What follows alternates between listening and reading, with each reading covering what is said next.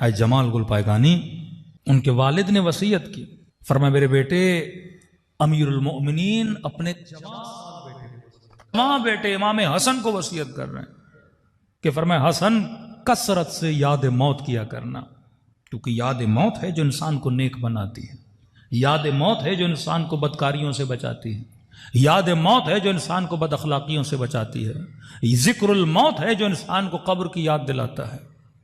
تو کہا کہ بیٹے موت کو یاد کرنا۔ اب یاد کرنے کے اسباب ہے، فرمایا پہلا سبب میرے لال شب جمعہ قبرستان ضرور جایا کرو۔ لیکن کیسے قبرستانوں میں آج کل دنیا میں جیسے قبرستان بن رہے ویسے نہیں، جیسے کرسچن بناتے ہیں، آپ ویسٹرن کنٹریز میں چلے جاتے ہیں تو قبرستان کم، پارک زیادہ لگتا ہے، افراط اور تفریط۔ اور ہمارے قبرستانوں میں تو پھر نہ قبرستان کی شکل ہے نہ پارک کی شکل ہے۔ قبرستان کا مطلب جہاں جا کر بندے کو یاد موت آئے۔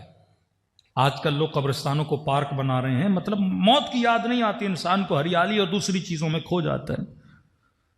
کا ذکر الموت، اور موت کو یاد کرنے کا سبب یہ ہے کہ کم از کم شب جمعہ قبرستان جایا کرو، اور جا کر اس قبرستان میں غور و فکر کیا کرو۔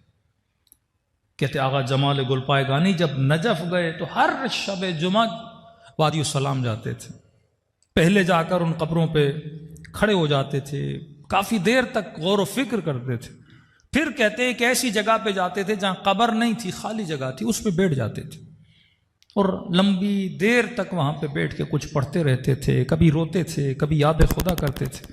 کہتے ہمیں سمجھ نہیں آئی کہ قبروں پہ بیٹھنا تو سمجھ آتا ہے کسی کے لیے فاتحہ پڑھے، لیکن ایک خالی جگہ پہ کیوں بیٹھتے ہیں اور اسی جگہ پہ بیٹھ کے کبھی قرآن پڑھتے رہتے۔ کہتی ہے تو ہمیں بعد میں پتا چلا جب دنیا سے چلے گئے اسی جگہ پہ ان کو دفن کر دیا گیا تھا۔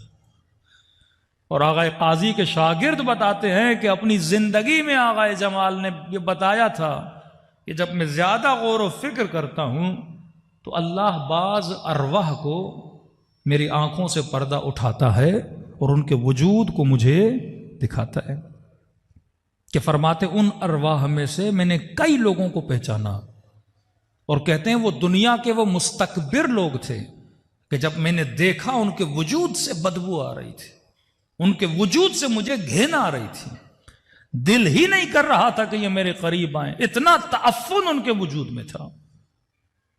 اور میں نے ان کے چہروں کو پہچانا کہ یہ کون لوگ تھے اور ان کے وجود کی بدبو کی وجہ کیا تھی؟ کہ یہ وہ تھے جو دنیا میں اللہ کا ذکر سنتے تھے، امر بالمعروف سنتے تھے، خوف آخرت کی باتیں سنتے تھے پر توجہ نہیں دیتے تھے، جہاں پر بھی موت کی بات ہے اس محفل کو چھوڑ دیتے تھے۔ ارے ہمیں نہ سناؤ ہم نے کب مرنا ہے، ہمیں نہ سناؤ ہم نے دنیا سے نہیں جانا۔ اور فرمایا ان کے وجود سے خدا خوشبو دیتا ہے جو اللہ کی باتوں کو سنتے ہیں اور یاد موت میں مشغول رہتے ہیں۔ دوسرا فرمان اہل بیت کا، ایک تو قبرستان جایا کرو، دوسرا فرمایا کہ موت کو یاد کرنے کے لیے مومن اپنے گھر میں کم از کم کفن ضرور مہیا کرے۔ ہمارے ہاں بڈھے حضرات کفن لیتے ہیں، جوان نے تو کہا مجھے کفن کی ضرورت ہی نہیں ہے، پھر وہی غفلت، پھر وہی گمان کہ میں نے کبھی موت نہیں دیکھنی۔ پر میں کفن لے کر رکھا کرو۔ کفن لینے کا مطلب یہ ہے ان زعمتم انکم اولیاء اللہ، موت کی تمنا کرو۔